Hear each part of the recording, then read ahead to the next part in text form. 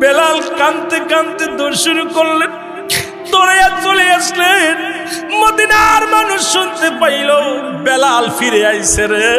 ও মদিনার মানুষেরা শোন, আবার মদিনার বুকের মানুষের শোন রে,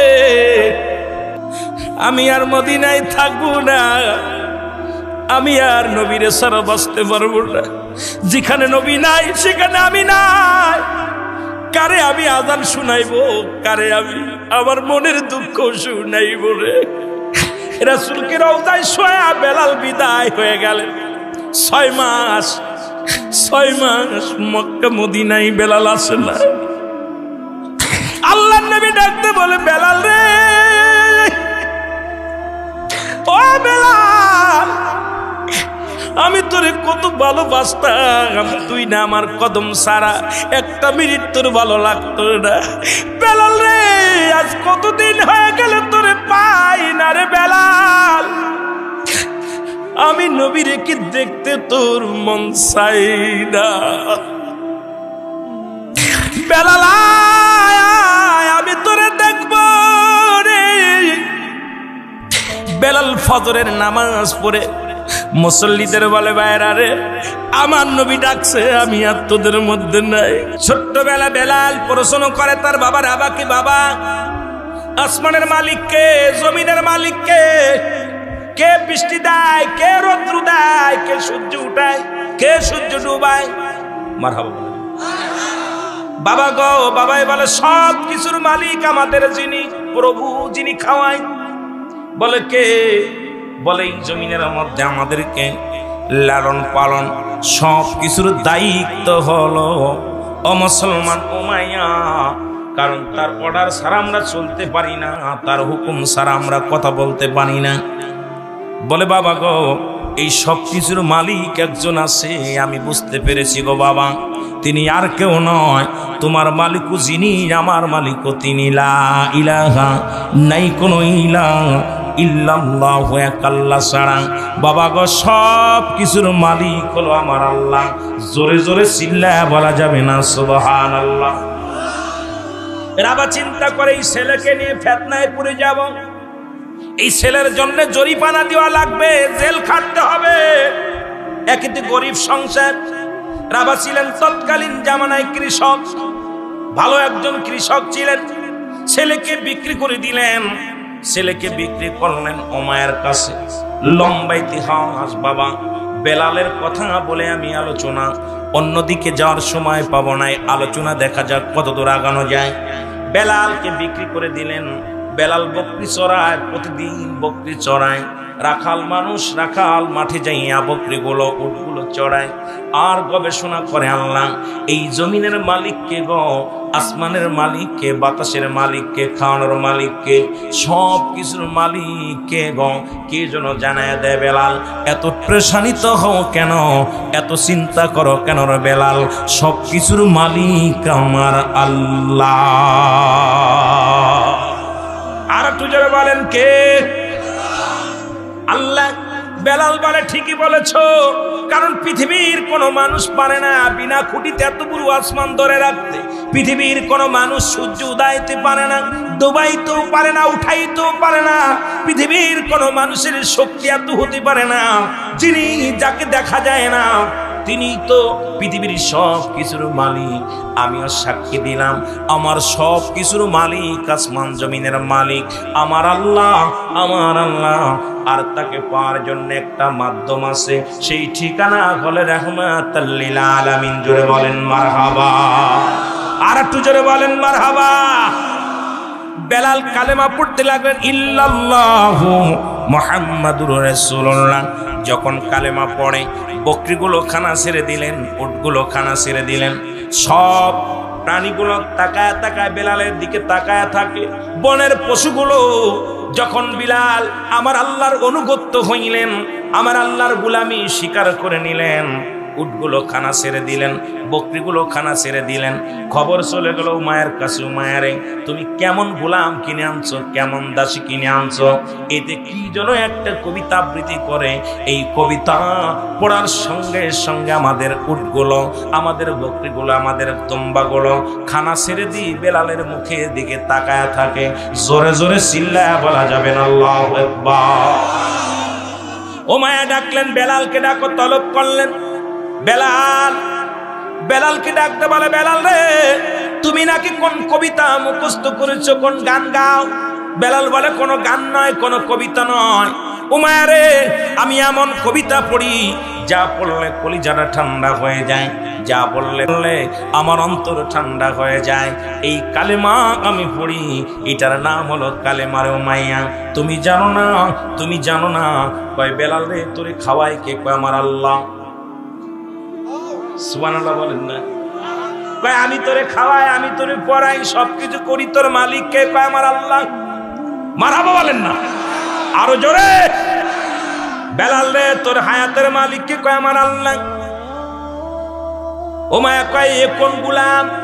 এ গোলাম ডাক দে বলে, বেলাল, এ বেলাল তুই কি জানিস না তোর হায়াতের মালিক আমি, তোর মালিক আমি, খাওয়াই আমি, আমি তোর মালিক, সব কিছুর মালিক আমি। তুমি শুধু শুধু কোন খোদারে ডাকো, যে খোদারে কোনোদিন দেখি না, যারে দেখা যায় না, যার সঙ্গে যুদ্ধ করেছিল ফিরাউন।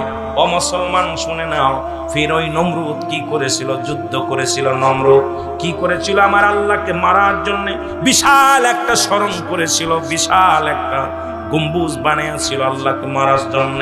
আল্লাহকে তীর মারতে লাগলেন। ও মুসলমান শুনে নাও, ওই তীরের মধ্যে আমার আল্লাহ পাক রক্ত লাগায় দিলেন। ওই নমরুদকে আল্লাহরে দিছি শেষ করে সাইজ করে দিছে, আল্লাহ মরে গেছে। এই পৃথিবীর মধ্যে নমরুদ ফিরাউন কারণ কতজন খোদায় দাবি করেছিল, তারা পৃথিবীর মধ্যে না, সবার অস্তিত্ব শেষ হয়ে গেছে। আমি আপনিও একদিন থাকবো না, সবাই চলে যেতে হবে। জোরে বলেন ঠিক কিনা? বেলাল বলে, হুজুর আপনি আমারে খাওয়ান পরান, আপনি আমার মালিক নয়, আপনি আমার প্রভু হতে পারেন না। আমি আপনার গোলাম মেনে নিলাম, কিন্তু আপনার মালিকও যিনি, আমার মালিকও তিনি। আমার মালিক আমার আল্লাহ। সুবহানাল্লাহ বলেন না। উমায়াকে ডাক দে বলে, হুজুর আপনার মালিক কে? কয় আমার মালিক আমি নিজেই। খাওয়াই কে? আমি নিজে, আমার খানা আমি খাই। আপনাকে বাঁচাই কে? আমি নিজেই বাঁচি। বলে দুনিয়ার সব কিছুর মালিককে? কয় আমি। বেলাল বলে, না না না না, এই সব কিছুর মালিক আমার আল্লাহ। জোরে জোরে চিল্লায় বলা যাবে না মারহাবা। এ ভাইরা আমার, কালেমা পড়ে বেলাল, লা ইলাহা ইল্লাল্লাহ। হযরত বেলালকে নিয়ে যাওয়া হলো। বেলালকে চাবুক দিয়ে পিটানো শুরু করলো। বেলাল মার খায়ার বলে, আল্লাহ আপনি হায়াতের মালিক, রিজিকের মালিক, দৌলতের মালিক, আমি বেলালের মালিক। আল্লাহ আল্লাহ জীবন যদি চলে যায়, ও মায়ার গোলামের কাছে যেন মাথা নত না করি। আল্লাহ আমি বেলাল কখনো যেন মাথা নত না করি। জোরে জোরে চিল্লায় বলা যাবে না আল্লাহু আকবার। বেলালকে প্রহার করতে করতে জমিনের মধ্যে বেলালকে মারতে মারতে বেহুশ বানায়া দিছে। বেলাল কান্দার ডাকতে বলে, উমার গোলামেরা রে,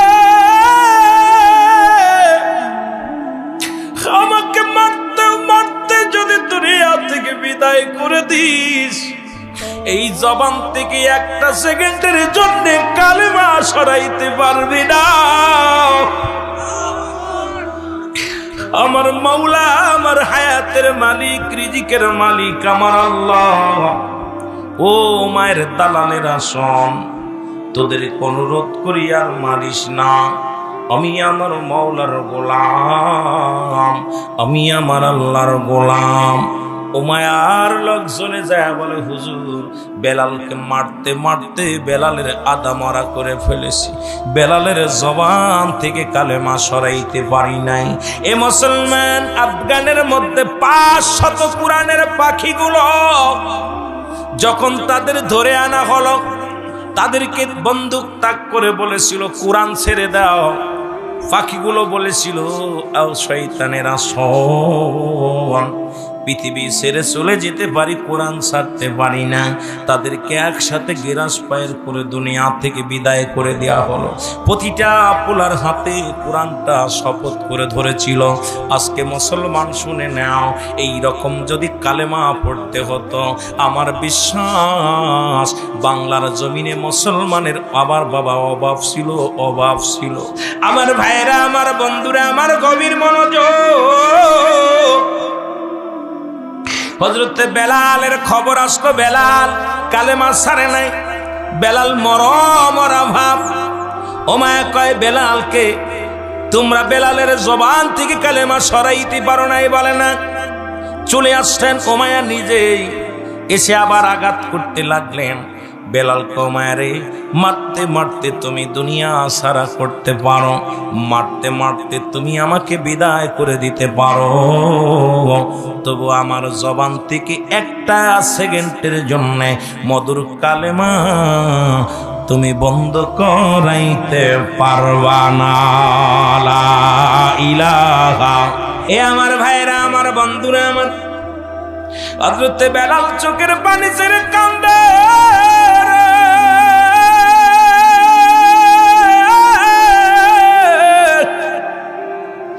ডাকতে বলে, আমার মালিক,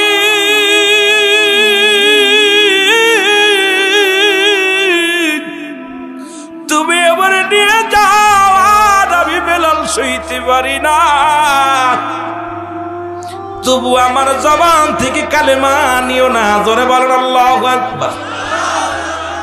খবর পাইলেন হযরত আবু বকর সিদ্দিক রাদিয়াল্লাহু তাআলা আনহু, উনি খবর পাইলেন এই মহল্লার মধ্যে একজন আশিকে রাসূল, নবীর প্রেমিক, কালেমা পড়ার অপরাধী, তাকে অনেক অত্যাচার করা হয়েছে, নির্যাতন করা হয়েছে। আসলেন হযরত আবু বকর সিদ্দিক, আয়া দেখে রে বেলালের হাতে পায়ে রশি দিয়া বাঁধা, উত্তপ্ত রোদের ভিতরে পাথর চাপা দিয়ে রাখছে। বেলালের জবান দিয়ে আস্তে আস্তে আওয়াজ আসে, আহাদ আহাদ, আল্লাহ আল্লাহ। জোরে জোরে চিল্লায়া বলা যাবে না আল্লাহু আকবার। হযরত বেলাল আল্লাহ আল্লাহ বলে, আহাদ আহাদ বলে শব্দ করে। হযরত ওমায়া, এ মুসলমান, আবু বকর সিদ্দিক, হযরত আবু বকর